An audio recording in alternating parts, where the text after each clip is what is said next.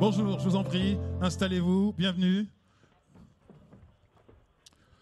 Waouh, quel après-midi! J'ai failli faire une entrée. Quel après-midi, depuis 15 heures, donc, se succèdent les patrons des licornes, et c'est un véritable bonheur. Merci. On termine cette demi-journée, parce que ça recommencera demain, hein, à partir de 9 heures, avec Sophie Herson et Bernard Ostad de Vestiaire Collective. Vous avez 1 minute pour nous décrire qui vous êtes et ce que vous faites dans Vestiaire Collective. Bonsoir Sylvain, bonsoir à tous. Sophie Herson, je suis cofondatrice donc, de la plateforme Vestiaire Collective et directrice de la mode. Bernard, peut-être que tu veux te présenter. Oui, Bernard Ostad, directeur de la stratégie. Alors c'est assez simple.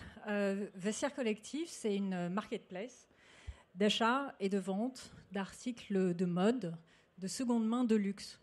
La particularité de Vestiaire, c'est qu'on offre un service d'authentification pour assurer une pleine confiance sur la plateforme.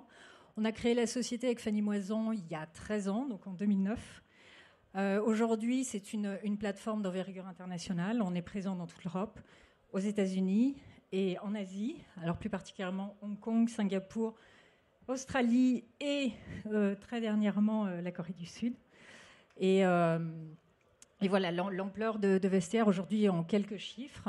Il y a eu beaucoup de chiffres cet après-midi. C'est 800 employés, 23 millions de membres et 5 millions d'articles aujourd'hui disponibles à la vente sur le site. Sophie, quand on parle de vêtements de deuxième main, aujourd'hui c'est une évidence, mais on a dû vous dire 100 fois, et vous le répétez 100 fois, quand vous êtes lancé il y a 13 ans, on a dû vous prendre pour une frappe à dingue quand même, non? Alors ça, vous n'êtes pas le premier à me le dire, à nous le dire. Je pense qu'on était un peu fous, et vous connaissez peut-être la citation de quelqu'un de connu qui dit « Seuls les gens assez fous pour penser qu'ils peuvent changer le monde sont ceux qui le font ». Alors, est-ce qu'on était ces fous-là dans une certaine mesure? Mais je pense surtout qu'on avait envie de faire quelque chose, de transformer, de disrupter dans le bon sens du terme, je pense, d'innover. Et donc, il y a 13 ans, on lance Vestiaire en 2009, qui s'appelait d'ailleurs Vestiaire de copines, dans un contexte de crise économique. Et on avait simplement envie d'offrir, en tout cas à notre entourage déjà, un endroit de confiance où on pouvait acheter et vendre finalement tous les articles de mode de qualité qui n'étaient pas utilisés, n'étaient pas portés, qui était en fait déjà ce gaspillage. Et voilà, et évidemment, avec le temps, l'élargir en fait à tous les gens qui aimaient la mode. Vous aviez l'ambition de transformer le monde de la mode à votre lancement. Est-ce que vous l'avez transformé d'ailleurs? Est-ce que vous avez participé à transformer ce monde de la mode? Alors j'espère qu'on est en cours. Ouais. Et je pense que c'est notre vision. Notre vision, c'est transformer cette industrie pour un avenir plus durable, en s'appuyant évidemment, c'est pas que nous, en s'appuyant sur une communauté qui va grandir, qui est mondiale, et qui partage les mêmes valeurs et qui a envie de s'engager dans cette mission. Mais on est en chemin. Vous êtes en chemin, en tout cas, vous êtes sur un très beau chemin, puisque, et on peut le voir avec ce chemin parcouru depuis 3 ans, vous venez de réaliser une récente acquisition, vous avez racheté un concurrent américain. Bernard Ostad, c'est vous qui allez en parler ou c'est Sophie? C'est vous qui êtes à la manœuvre, hein. Alors parlez-nous, qu'est-ce qui s'est-il passé avec ce rachat de ce concurrent américain? Merci beaucoup. Et déjà, je vais en profiter pour remercier la REF et les remercier pour cette initiative sur les licornes. On est très fiers d'en faire partie et je pense que c'est une super... On est très heureux de vous recevoir. Merci beaucoup. Donc oui, on a fait l'acquisition de Tradesy, qui était notre principal concurrent aux États-Unis, qui est une société qui, comme Vestiaire Collective, avait été créée en 2009. Vestiaire s'était beaucoup développé dans un premier temps en Europe, eux aux États-Unis. Et on est en cours d'intégration. L'intégration se passe très bien. Les équipes, l'opération avait été conclue en avril. Les équipes travaillent très bien ensemble dans l'objectif d'une mise en commun des deux plateformes, avec l'objectif de réaliser cette mise en commun, je dirais, pour les fêtes de fin d'année. Les clients à ce stade sont très réceptifs à cette initiative, donc on est très satisfait de cette opération. Les États-Unis, c'est avec la Chine le premier marché pour la mode de luxe. Donc c'était absolument stratégique pour Vestiaire Collective de s'y développer, d'accélérer dans cette région. Aujourd'hui, les États-Unis représentent à peu près un tiers de notre activité. Et bientôt la Corée. La Corée, Absolument, la Corée depuis cet été. la Corée du Sud. C'était un projet d'envergure. Comme le disait Sophie, on est présent déjà à Hong Kong, à Singapour et en Australie. Notre activité se développe très bien dans cette région. Mais la Corée du Sud, pour Vestiaire Collective, à notre petite échelle, c'est un pas de géant. C'est un marché de 15 milliards d'euros, de taille comparable par exemple à la France, la Grande-Bretagne ou l'Italie. Donc clairement un potentiel important. Une pénétration de l'e-commerce qui est très importante et des clients qui apportent une importance très élevée à l'authentification qui est la marque de fabrique de Vestiaire Collective. Votre sentiment de fierté, c'est le concurrent américain que vous avez racheté, c'est l'arrivée en Corée du Sud, mais c'est également votre investissement technologique avec une armée d'ingénieurs. Votre armée d'ingénieurs, c'est combien d'ingénieurs? 300 à peu près? Ouais, presque 300, je dirais plus de 250. Contre 50, moins de 50, il y a un peu plus de 3 ans. Donc on a vraiment dirigé nos investissements vers la technologie avec un objectif qui est clair, qui est offrir la meilleure expérience client possible dans l'objectif d'accélérer l'adoption de notre plateforme et de fidéliser les acheteurs et les vendeurs de la façon, je dirais, d'une façon la plus efficace possible, peut-être de façon plus efficace qu'au travers d'investissements marketing. Au centre de votre démarche, qui est capitale, ce sont les enjeux de responsabilité sociale. Et on peut même parler d'urgence en matière de responsabilité sociale, Sophie. Moi, je l'apprends à personne, mais la mode est la troisième industrie la plus polluante au monde. Dès le départ, ce qu'on a voulu chez nous, c'est mettre en avant cette surproduction, cette surconsommation, ce gaspillage. Et je vais vous donner un chiffre.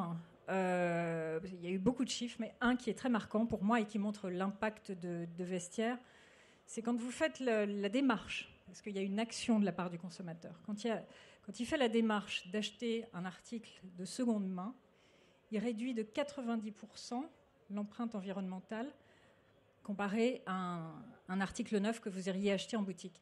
Alors 90%, c'est énorme. Ça comprend les émissions de gaz à effet de serre, la pollution des eaux, l'utilisation des terres et des eaux et la génération des déchets. Et Vestiaire, du coup, a un réel impact. Évidemment, il n'y a pas que ça. On a fait une évaluation aussi de ce qu'on faisait très bien, ce qu'on faisait moins bien. Il y a le transport qu'on a traité aussi très vite. Mais le fait d'acheter un article d'occasion est un vrai acte. Je dirais que c'est de l'activisme quasiment. C'est un acte engagé. Et aujourd'hui, on est fiers. Une autre fierté, c'est que Vestiaire, du coup, a un bilan environnemental négatif. C'est très chouette de vous découvrir aujourd'hui. 4 questions pour terminer cet entretien. Quelle a été votre plus grande joie au sein de Vestiaire Collective? Qui répond? Je vais répondre. On a partagé les 4 questions. Moi, ma plus grande joie, c'est assez simple, c'est d'arriver au bureau tous les matins. Je suis chez Vestiaire. Non, attendez, ça, vous n'allez pas me la faire. C'est ce qu'il a dit quand on s'est entretenu. Non, ça, c'est la tarte à la crème. J'arrive au bureau, je suis content. Attendez la chute. Oui. Donc, je suis chez Vestiaire depuis 15 mois, après 15 ans de banque d'affaires, qui est un métier qui me passionnait, qui me passionne toujours. Et c'était une surprise. C'était une surprise pour moi, mais c'est une surprise heureuse. Je suis vraiment ravi d'avoir eu la chance d'avoir un alignement de planètes qui m'a permis de faire ce changement, de découvrir un nouveau métier et surtout de découvrir les défis passionnants auxquels Vestiaire Collective fait face. Ça vous va? Ça me va. La plus grande émotion? Alors, pareil, comme Frédéric, je pense qu'on en a tous les jours, sur une année.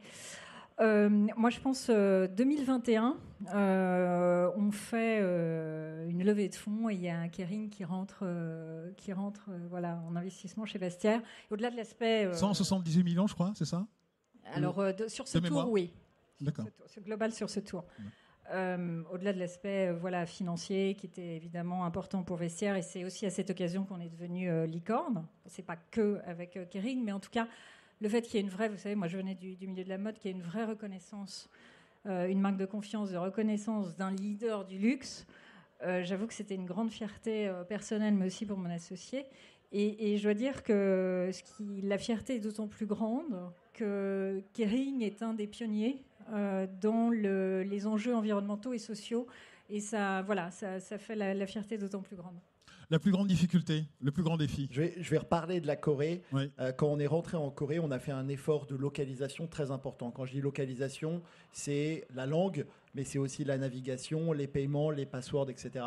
Donc c'était quand on l'annonce comme ça, on se dit tiens, c'est un pays de plus par rapport aux 70-80 pays qu'on a déjà. Et la réalité, c'était que c'est la première fois qu'on faisait cet effort qui a nécessité une coordination très forte entre nos équipes tech en Europe, en Asie et la nouvelle équipe commerciale qu'on a établie à Séoul. Et comment vous voyez dans 10 ans Vestiaire Collective? Est-ce que j'ai 2 minutes 20? Oui, allez-y. Non, c'est compliqué comme question. Alors moi, non. Vestiaire, en fait, ça fait déjà 13 ans qu'on fait ce travail, qu'on a initié ce mouvement, qu'on essaie d'éduquer, d'embarquer. Et voilà, j'aimerais beaucoup, dans 10 ans, je ne sais pas si je serai encore là, mais en tout cas que Vestiaire soit reconnu comme un des acteurs pionniers et qui a tenu un rôle, parce que ça voudrait dire que dans toujours cette transformation de l'industrie, ça veut dire qu'on a été jusqu'au bout de nos convictions, qu'on a été au bout du challenge et que de toute façon on le fait sans regret. Mais voilà, qu'il soit reconnu à la fois dans le développement de notre activité. Et puis le deuxième point qui est très important aussi, je pense que notre rôle de leader d'opinion. Je pense que ça fait partie de nos valeurs aussi avec mon associé, c'est comment on peut aider, comment on peut accompagner, comment on peut aider l'écosystème, comment quand on est devenu B Corp, on était la première marketplace à être certifiée B Corp, qui est pas simple à obtenir, c'est comment on peut accompagner les autres sociétés dans cette démarche. Je pense que toute la journée on a parlé de l'enjeu climatique, environnemental, et en fait le modèle de Vestiaire a un rôle à jouer. Voilà. Merci Sophie Herson, Bernard Costa. Vestiaire Collective. Merci beaucoup.